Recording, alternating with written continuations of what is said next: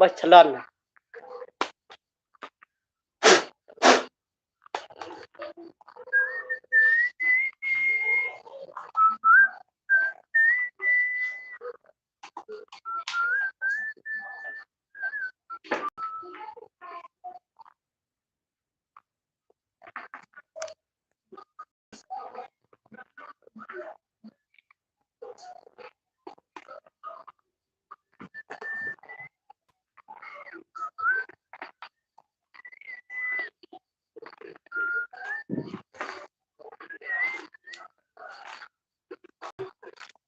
hello chào các bạn ơi,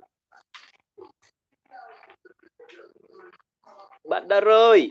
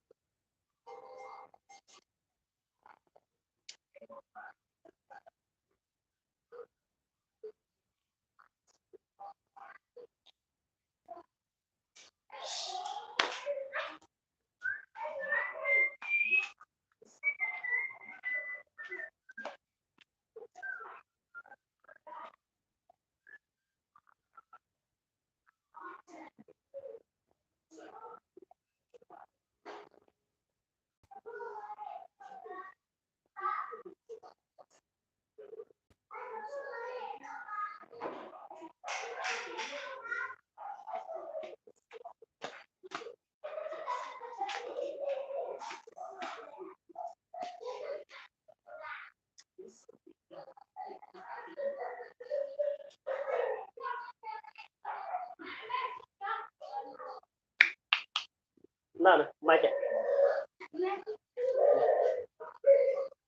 ăn trực tiếp ớt.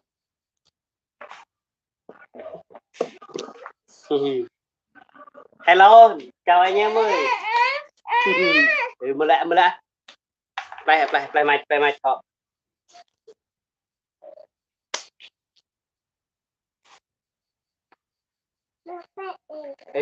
play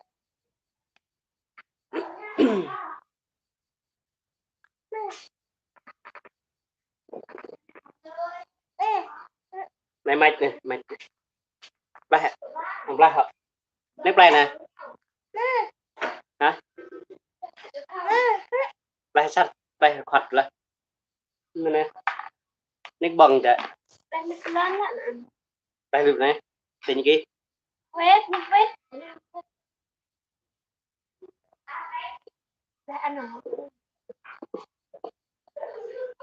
ba bài đau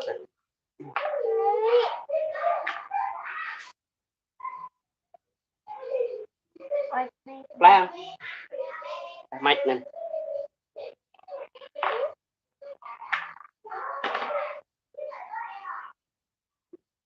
ớt chín này này đó ăn không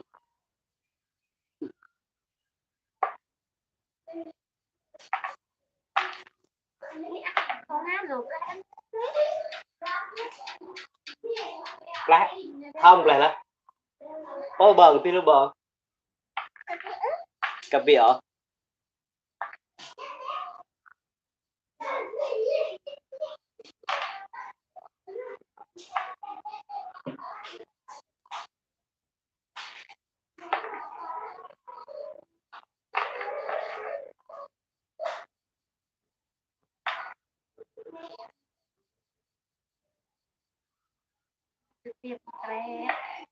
anh em mở nhạc như đuổi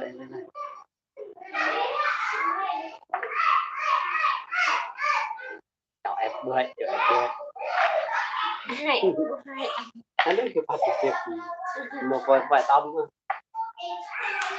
đem một cục vào đâu này nè một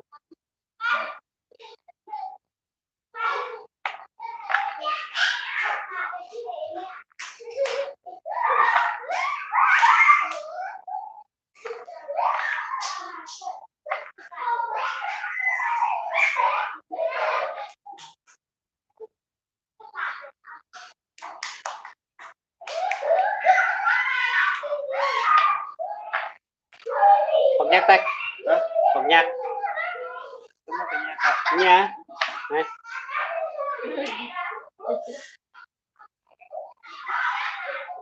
chào bùi vậy bật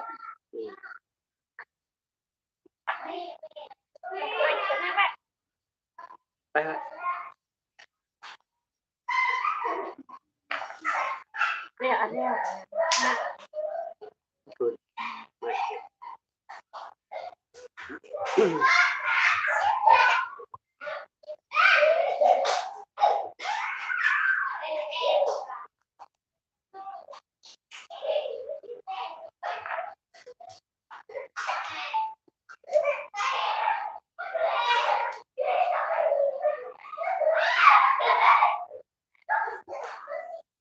rồi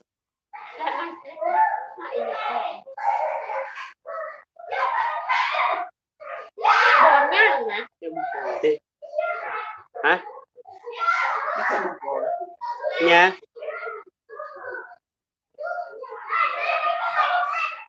dạ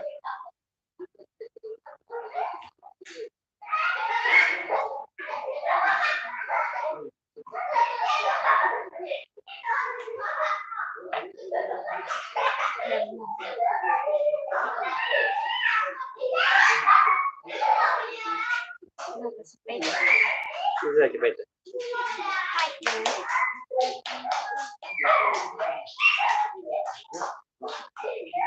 cái bùi cái này cha nào này đây này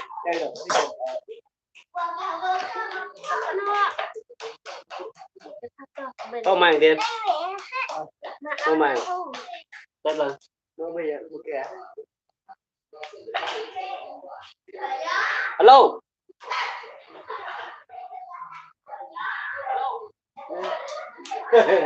mưa lại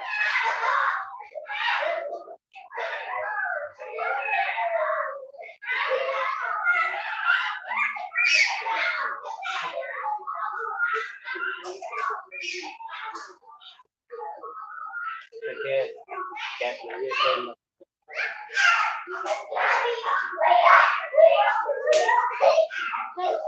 hả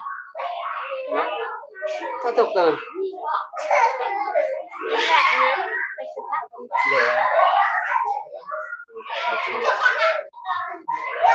hai nghìn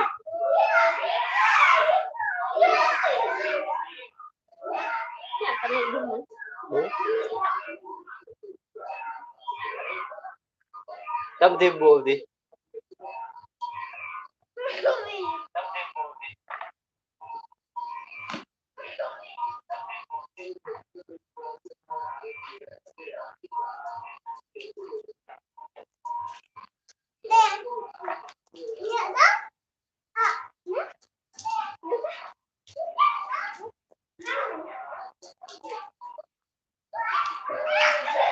tao mày tiền rong nhà mang Việt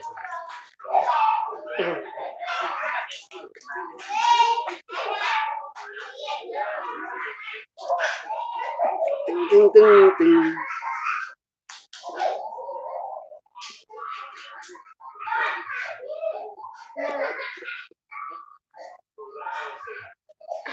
nhé xâm lan vẫn lớn mấy hay nhỉ thế đi ok xem video chưa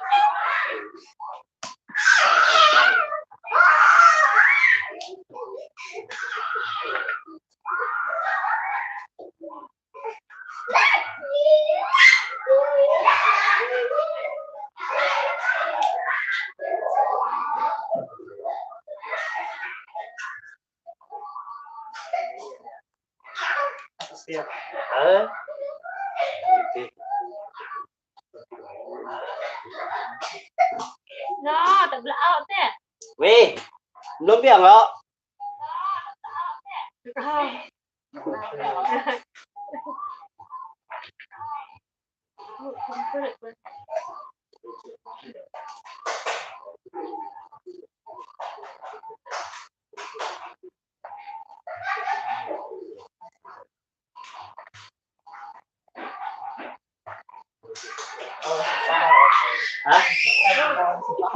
lao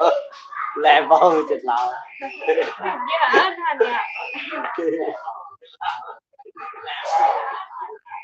sao mà mày thêm một con lục gì mà tay còn thêm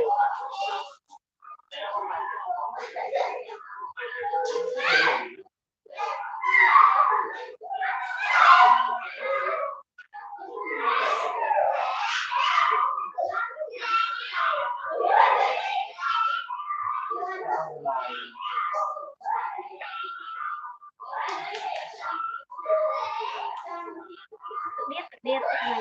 mẹ dạ sẽ con này em tra cái gì nè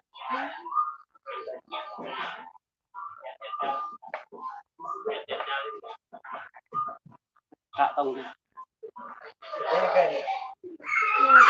tháng như bầu bầu rồi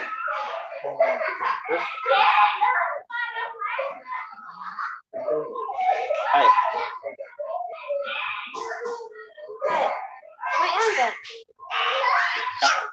thì chắc à chắc ăn rồi ai hả cho nhờ ừ.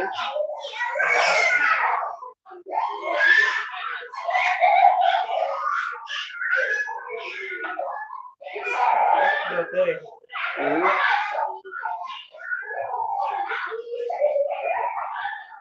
Đây, có cái gì mà tôi có cái gì đấy chuyện gì khác được chơi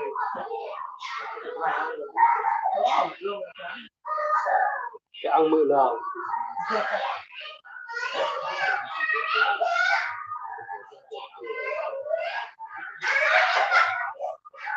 không có video nữa mà ép ít lâu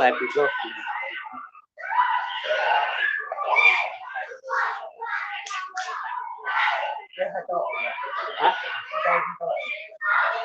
vào rồi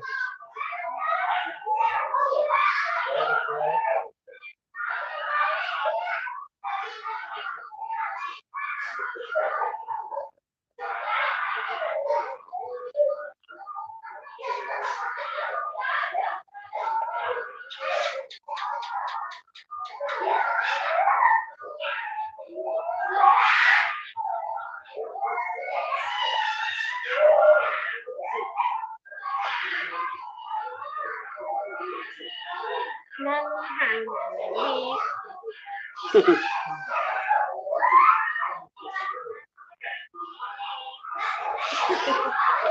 đi xin lỗi các bạn ở đây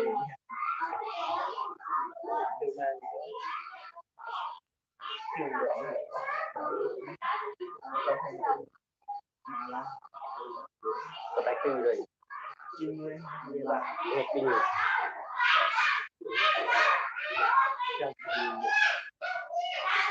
kia này tôi sau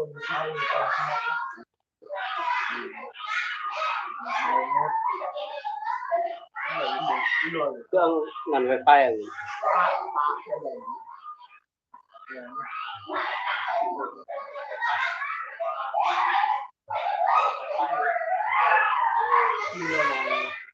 nó có cái đi lần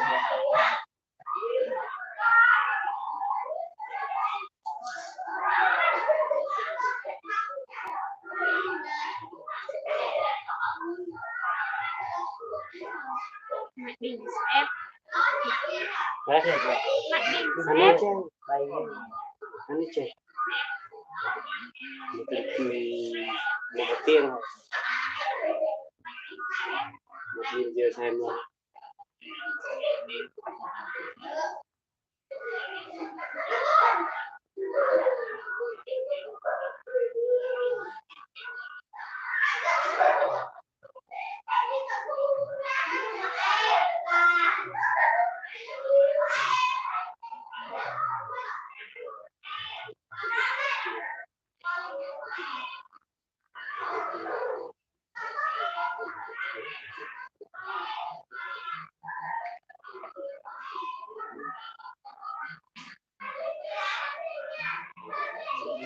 Bớt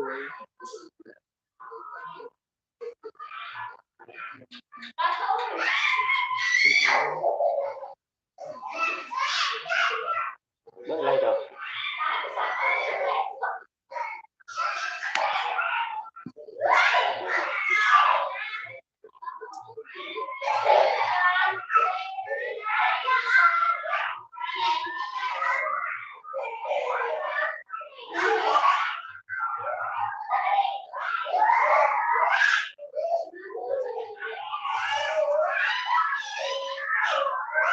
Nó ôn vi thì all vi à.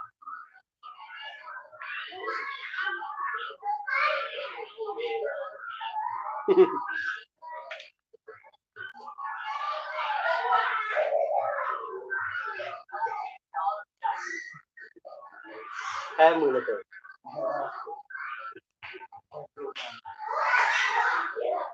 Cái nào rồi? cái gì ta tự lên nè không nghe tiếng à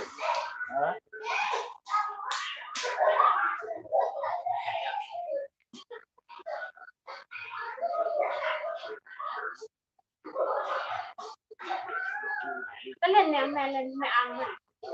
cô tiêu thằng nhá Qua lần những kia hàng của mẹ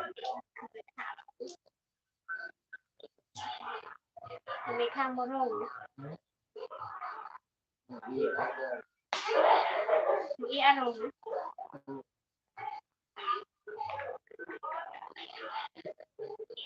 nhưng tên đó kìa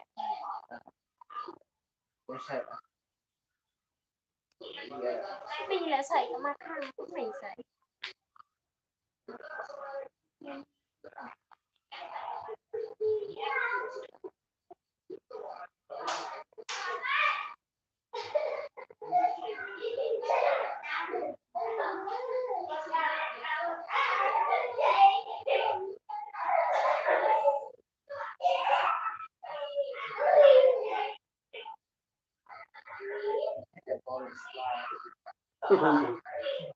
Em còn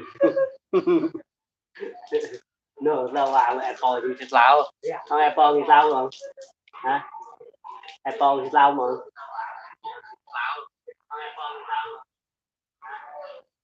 sắp đường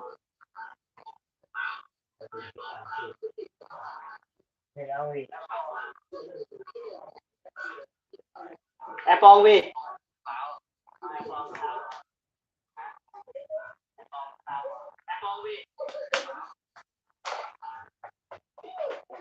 rồi em còn ba rồi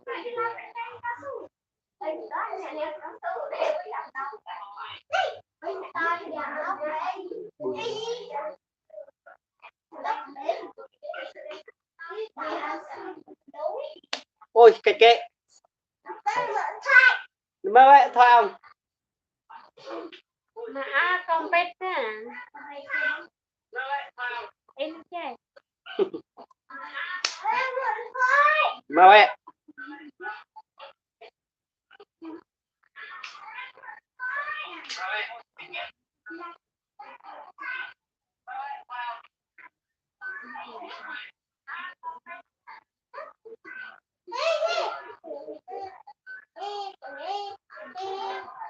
đây được chừng này rồi đây đây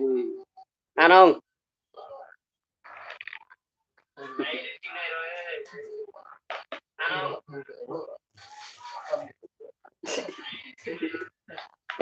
ờ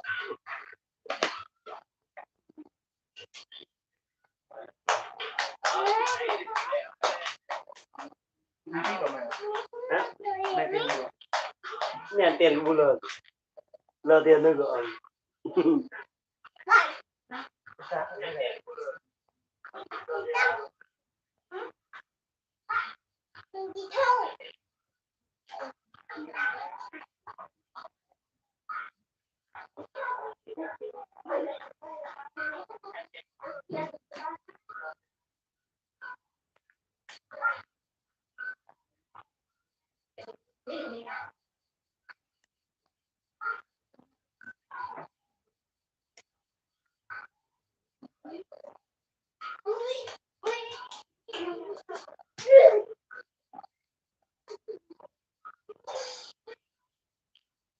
mua mẹ ta Ê. Gì vậy nè? giờ đi bên kia Mà